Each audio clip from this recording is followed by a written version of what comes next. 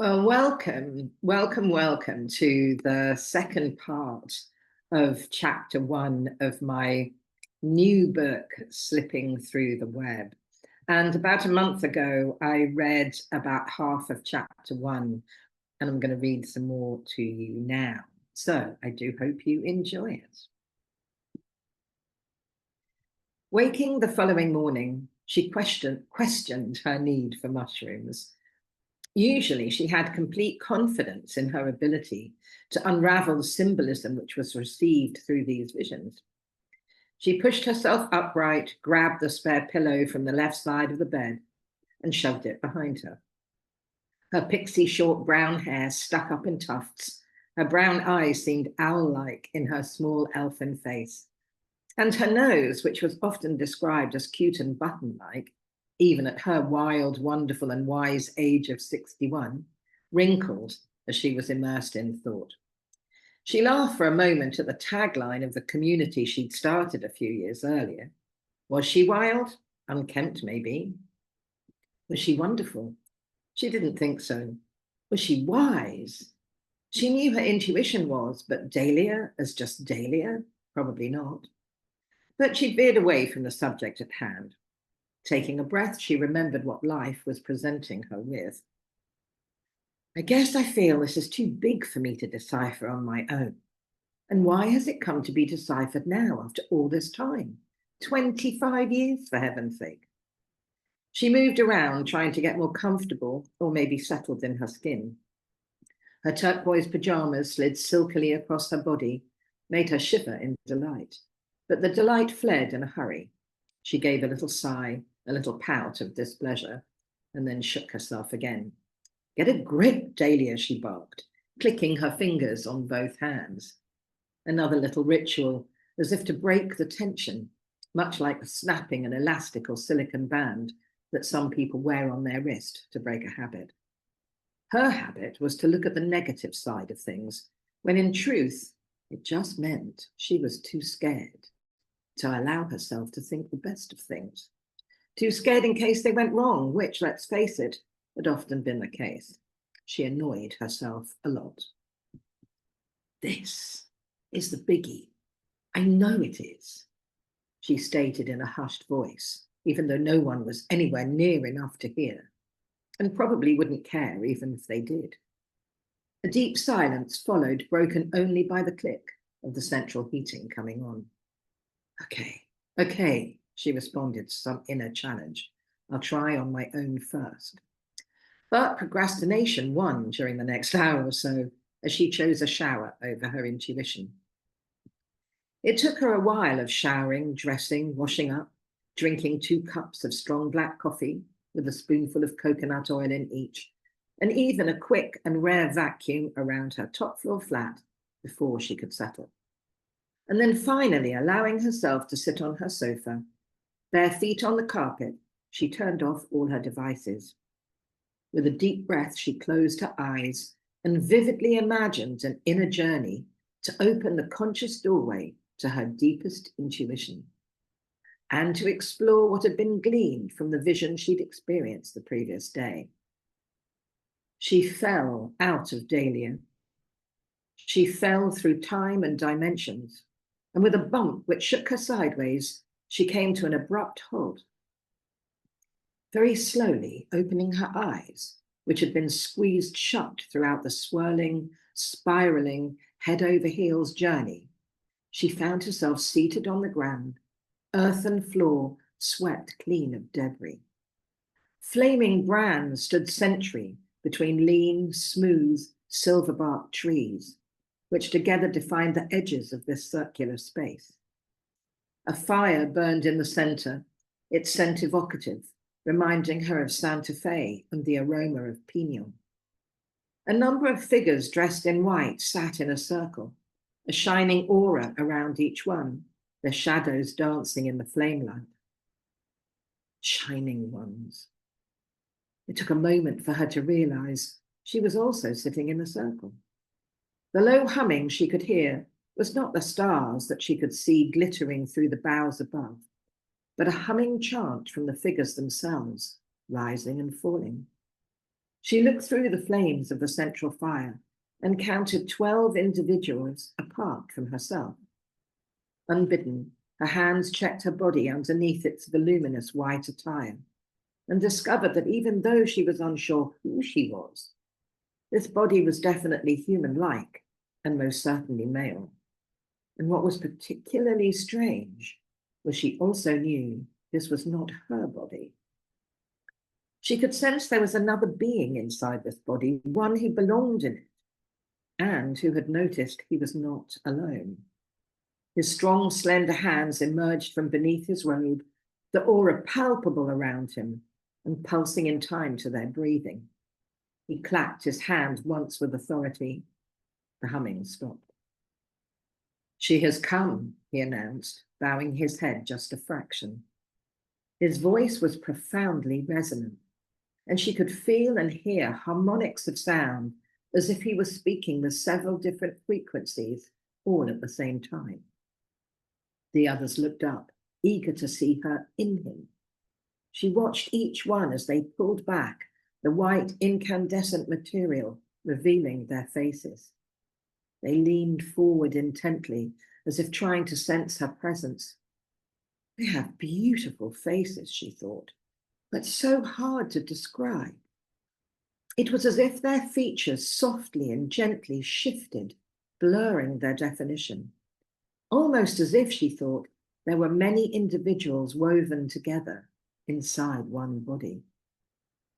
The shifting movement of their faces, the flickering aura around their bodies, the dancing of their shadows, the gentle breeze which sent a susurration through the leaves of the guardian trees, and the harmonic sound of their voices lulled Dahlia into a deep sleep.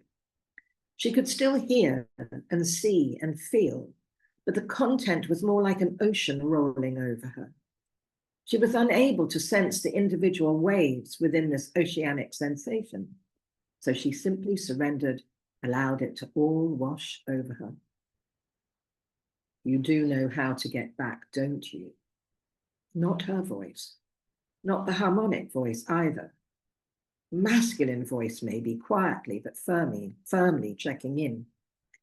Her eyes flew open, and instead of the peñol-scented fire in the midst of a glade, surrounded by people the like of which she'd never experienced before, she was on her sofa, with her bare feet on the carpet, alone as usual.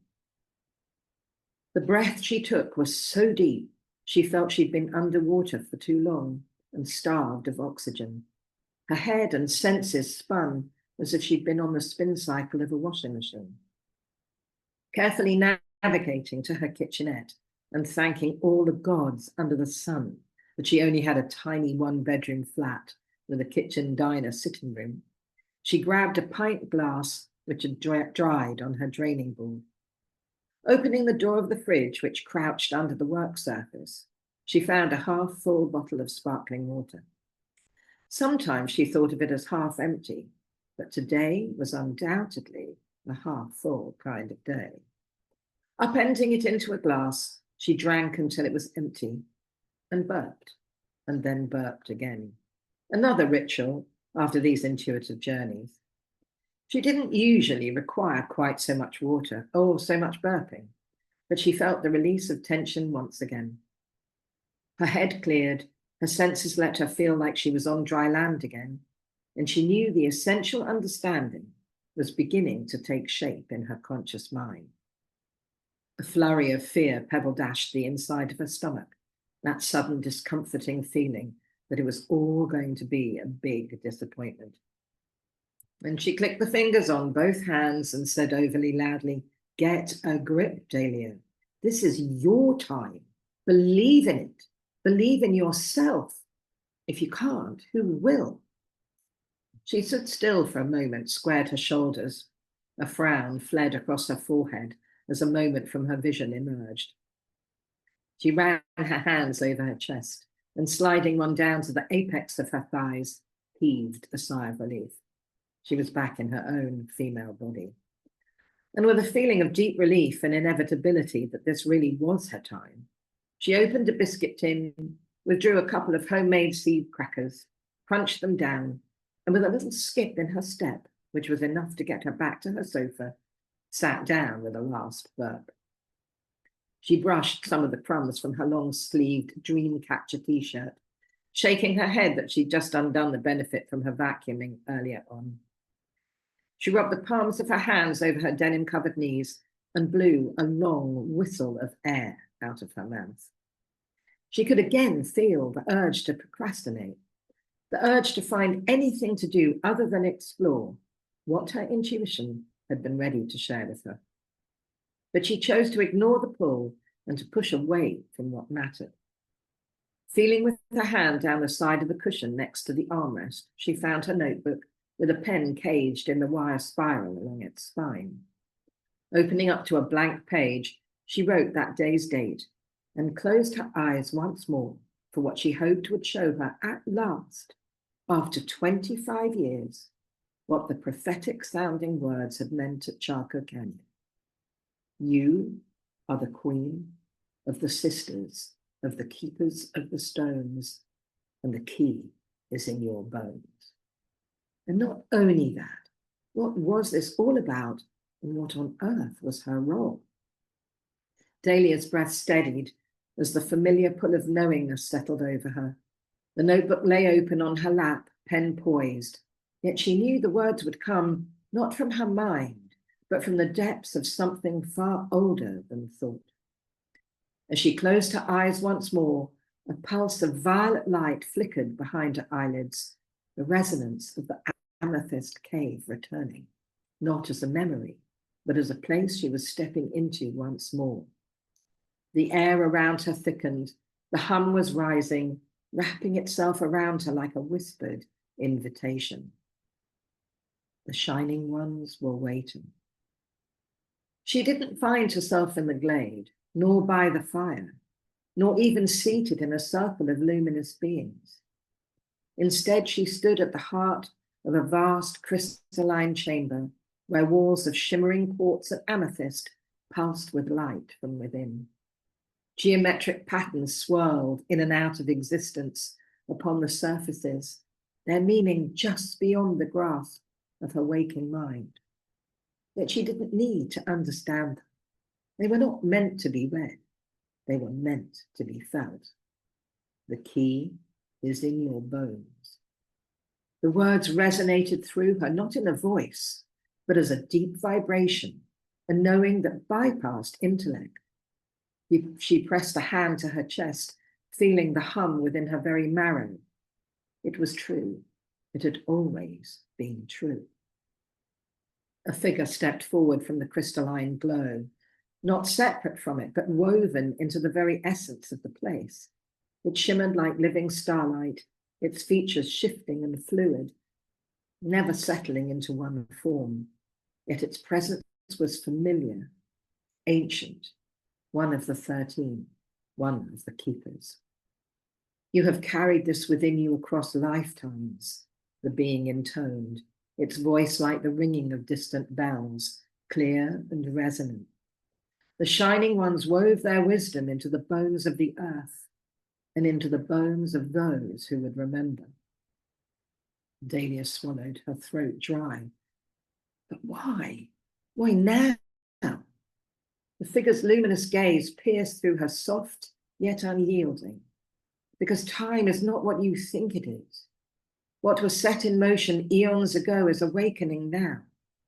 The wisdom encoded within the crystals, within the earth, within you was never lost, only waiting for the right resonance to release it and the perfect time to release it. She barely breathed, and that resonance is with me. A pause, then a single nod. And others like you. The remembering has begun. A deep thrumming coursed through the chamber, vibrating the very air, sending ripples through the crystal surfaces. She felt vast networks of energy lines threading through the earth, connecting sacred sites, ley lines, nodes of ancient power. And within those nodes, crystalline structures humming with locked knowledge. She saw hands, her own, yet not her own, touching those stones, activating something unseen, something waiting. The shining ones encoded their wisdom into the crystal lattice of the earth, knowing the time would come when humanity would be ready to hear once more. The being continued. The stones have always held memory. They're the living library, the keepers of the first knowing. Dahlia's mind reeled. She saw flashes of civilizations long past, temples built around massive crystalline structures, pyramids, luminous beings weaving energy through the deepest layers of existence. She saw knowledge passed in pulses of light rather than words, whole histories absorbed in a moment's touch. And she saw them, the shining ones, moving through time, not as linear travelers, but as those who existed in the spaces between. The figure stepped closer. You have been given the key, but you must choose to turn it. The weight of it pressed against her, not as a burden, but as an inevitability. She had spent a lifetime dancing around this knowing, catching glimpses and whispers, but never fully stepping into it. Now there was no more time to hesitate. She lifted her gaze to the being, the keeper, the memory of the earth itself made manifest. I'm ready, she whispered. The chamber pulsed with light, the crystals responding to her words as if they'd been waiting for that very moment. A deep resonance filled her bones, her blood, her breath. And then as swiftly as it had begun, it was gone. Dahlia sat upright on her sofa, notebook still on her lap, pen clutched in her hand. The room was quiet. No crystalline chamber, no shimmering being, but the hum remained, deep within her bones, within her chest, within her breath. She exhaled slowly. The key was in her bones. The wisdom was waiting, and at last she understood what she had always known. It was time, and she knew what to do to start. Thank you so much for watching. Thank you so much for listening. Thank you.